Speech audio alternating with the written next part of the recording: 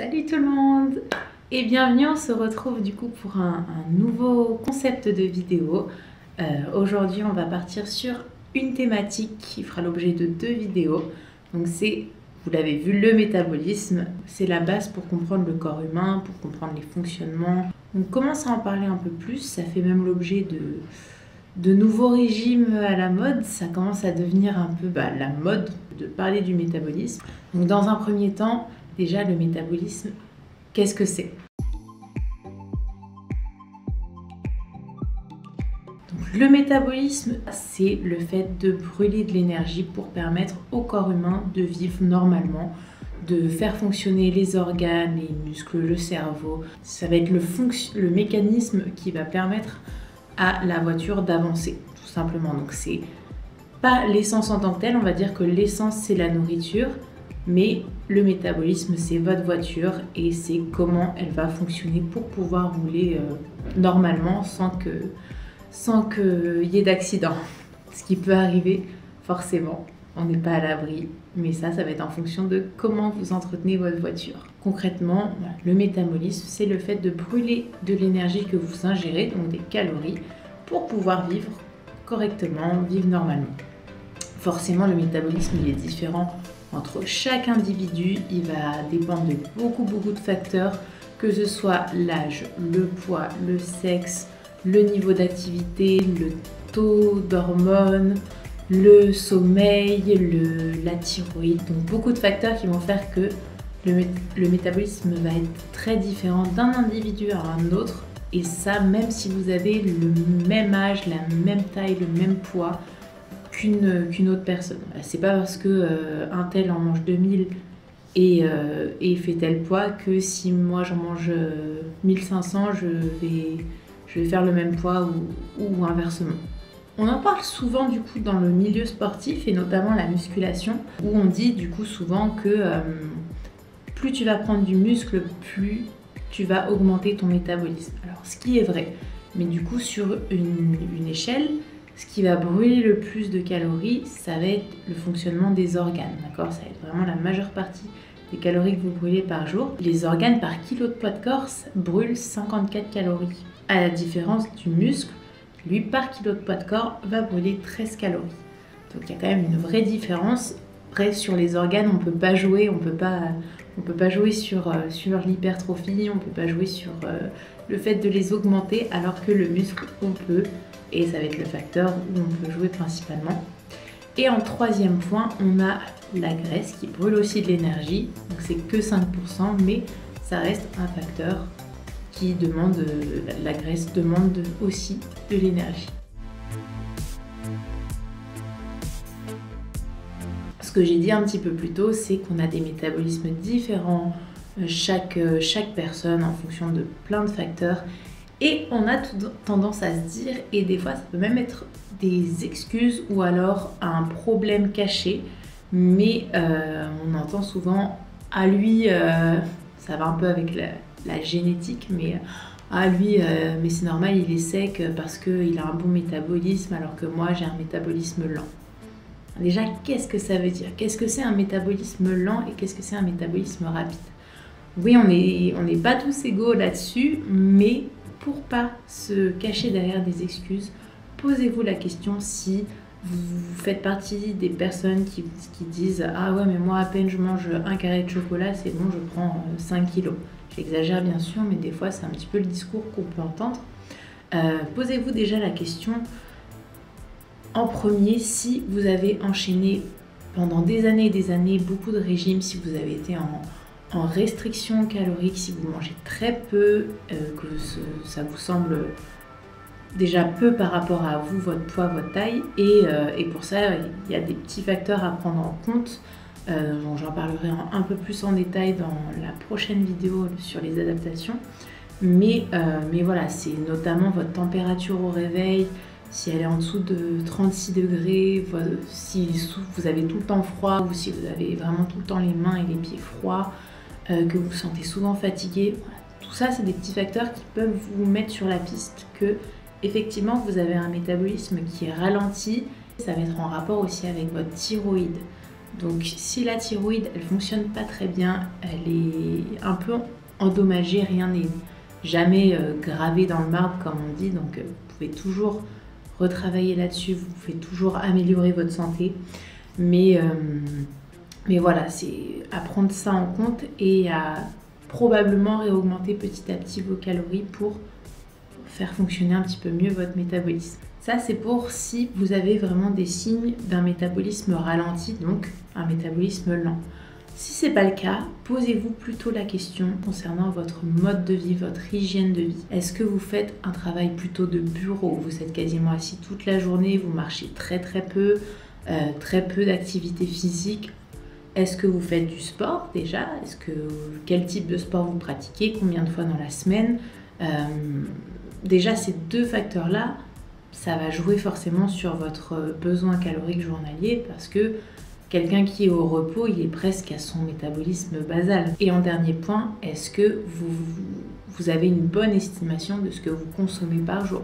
Par exemple, on peut très bien se dire « Ah ouais, mais je comprends pas, je mange plein de fruits, plein de légumes, pauvre en calories, ou je sais pas, je mange très peu de glucides parce que j'en ai peur, j'ai peur de grossir. » Mais est-ce qu'à côté de ça, un jour dans la semaine, vous n'allez pas compenser, vous mangez un peu plus, ou lorsque vous sortez, vous faites plus attention et du coup, c'est ce que vous considérez comme métabolisme lent, alors que au final, vous avez une activité quotidienne qui est très réduite et vous mangez un peu plus le week-end ou vous mangez des choses que vous ne comptabilisez pas vraiment dans votre journée.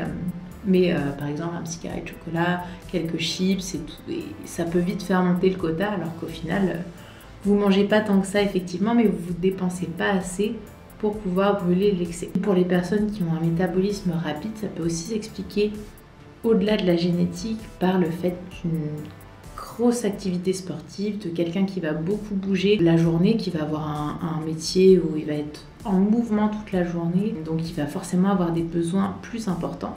Et au-delà de ça, il y a aussi les personnes par exemple qui sont nerveuses, qui vont beaucoup bouger sur place et tout ça, et mine de rien, les personnes qui sont nerveuses vont forcément brûler un petit peu plus d'énergie, même si c'est pas des 1000-2000 calories par jour. Ça joue un petit peu, c'est un facteur qui va forcément faire augmenter du coup les besoins caloriques journaliers. On en vient au troisième point qui est comment faire augmenter son métabolisme et surtout dans cette partie les mythes versus la réalité. Parce que du coup on commence à entendre beaucoup de choses là-dessus sur comment augmenter son métabolisme, quel type d'aliments manger, etc. Qu'est-ce qu'il faut faire pour booster son métabolisme. Forcément, souvent quand on va vous vendre quelque chose, on va vous vendre monts et merveilles en vous disant que c'est incroyable, que ça va changer votre vie. Alors que c'est des petites actions au quotidien ou des petits changements de vie qui vont faire que effectivement il y aura du changement du coup sur le physique aussi et sur l'intérieur. Le premier point, ça revient à ce que je disais un petit peu plus tôt, c'est pour la musculation en vous disant que plus vous allez prendre du muscle, plus vous allez augmenter votre métabolisme. Alors ce qui est vrai, du coup dans une certaine mesure, si vous prenez 1 kg de muscle, vous n'allez pas augmenter de manière significative votre métabolisme. Tout ça c'est en corrélation. Plus je prends du muscle, logiquement, plus je serai dessinée, j'aurai un physique un peu plus athlétique, plus je vais aussi forcément augmenter mon besoin en calories journalier. Mais il y a aussi le fait que si vous prenez du muscle, ça veut dire que vous faites de la musculation. Donc au-delà des calories que vous brûlez au repos, vous avez les calories que vous brûlez dans votre séance. Donc si vous partez de je fais pas du tout de sport à je fais de la musculation, ouais, vous aurez une grosse marge de progression par rapport à ce que vous mangez actuellement. C'est-à-dire que vous pourrez manger quand même largement plus entre votre séance de sport et le fait de prendre du muscle, donc que votre corps a besoin de plus d'énergie parce qu'il va brûler plus au repos. Vu que la différence c'est 13 calories par kilo de poids de corps pour du muscle et 5 calories par kilo de poids de corps pour de la graisse. Donc il y a quand même une vraie marge de progression si vous partez d'un niveau 0, on va dire. Et vous verrez que du coup avec la musculation vous pourrez quand même manger largement plus intégrer peut-être davantage d'aliments et avoir un meilleur physique, en tout cas au niveau de la glace. Alors sur le poids, du coup, forcément, vous allez sans doute prendre du poids, mais dans la glace, ça aura rien à voir. Le deuxième mythe qu'on entend beaucoup par rapport au métabolisme, c'est la reverse diet. Donc la reverse diet, c'est justement lorsque vous êtes à un seuil très bas de calories par jour, vous avez fait pas mal de régimes, et pour, comme on dit, refaire fonctionner un peu mieux le métabolisme, le rebooster un petit peu, vous allez augmenter semaine après semaine de, par exemple, 100 calories par semaine pour arriver jusqu'à votre maintenance. Et en général, ce qu'on peut constater dans ces cas-là, c'est que les personnes soit perdent du poids, soit n'en prennent pas. On mystifie ça un peu en disant en fait, augmenter les calories, c'est ça qui fait maigrir parce qu'on réaugmente le métabolisme. Oui, il y a de ça quand vous avez été assez loin dans des régimes et que vous mangez du coup très peu par jour par rapport à vos besoins, que vous mangez vraiment en dessous de vos besoins et que le corps s'est du coup adapté. Ce qu'on va voir dans la prochaine vidéo, les adaptations métaboliques. Du coup, lorsque vous allez réaugmenter un petit peu vos calories, forcément, votre corps aura plus d'énergie. Donc naturellement, ça veut dire que vous allez peut-être plus vous dépenser sans vous en rendre compte, plus marcher, plus bouger, faire d'activités, et aussi vous allez diminuer vos hormones de stress, tout ce qui est cortisol, adrénaline, gréline, leptine, tous ces niveaux vont revenir un peu plus à la norme. Et les hormones de stress, c'est aussi ce qui joue sur le métabolisme. Quand ces hormones reviennent à un niveau plus bas, plus normal, du coup votre corps fait moins de rétention d'eau, vous dormez en général mieux, et tout ça, ça favorise aussi une perte de poids, parce que la rétention d'eau, si vous retenez l'eau, forcément sur la balance, ça va se voir. Et si vous êtes comme ça depuis un petit moment, le fait d'enlever un peu toute cette rétention d'eau, sur la balance, ça va aussi diminuer et ça va se voir physiquement. La reverse diet, c'est pas magique non plus. Si vous avez des adaptations métaboliques, oui, là ça va totalement refaire fonctionner la machine normalement. Si c'est pas le cas, c'est simplement parce que vous allez davantage bouger, que vous allez plus vous dépenser au repos, plus vous dépensez lors de vos séances, mieux récupérer, mieux dormir, et tout ça, ça va favoriser du coup la perte de poids, ou en tout cas de pouvoir rester au même poids tout en réaugmentant vos calories. Et le dernier point pour cette partie, ce sont ce qu'on peut appeler l'alimentation pro-métabolique. Ce mythe qui n'est pas un mythe, il y a forcément des aliments qui vont favoriser le fait de brûler de l'énergie au repos, le fait d'avoir un corps en bonne santé et voilà, être une machine à brûler des calories. mais c'est surtout au-delà de se dire ok, ça veut dire qu'il faut que je mange des œufs tous les jours, des pommes de terre tous les jours, voilà, tout ça tous les jours, et que je mange rien d'autre. Essayez surtout de veiller à avoir une alimentation la moins industrielle possible, la moins transformée possible. Okay, si 80% de votre alimentation c'est des plats cuisinés, c'est des trucs en sachet, c'est pas des aliments bruts, que vous achetez des fruits, des légumes comme ça qui n'ont pas été transformés, c'est là où déjà vous allez beaucoup plus consommer de calories que si vous consommez des aliments bruts. Alors, et vous aurez un volume alimentaire beaucoup plus important, donc vous aurez l'impression de manger plus, d'être plus rassasié aussi, avec des aliments du coup ne serait-ce que bruts, même pas forcément pro-métaboliques ou quoi que ce soit.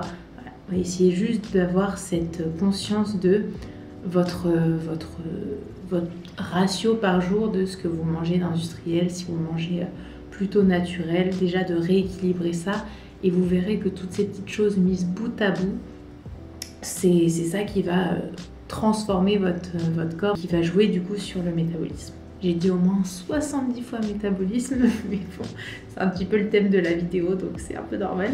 Pour résumer, la musculation, ça va vous aider, surtout si vous n'êtes pas grand sportif, grand pratiquant de sport à la base, à brûler plus d'énergie au repos. Tout ce qui est, je vais dire, excuse de métabolisme lent, métabolisme rapide, essayez de voir derrière ce si c'est vraiment le cas, si vous avez fait des régimes ou si c'est plutôt un manque d'activité physique. Et enfin, le côté alimentation aussi, bien sûr, d'avoir du coup un bon ratio d'aliments naturels que vous cuisinez vous-même. Il n'y a rien de mieux pour avoir un corps qui fonctionne bien, de manière optimale, en bonne santé.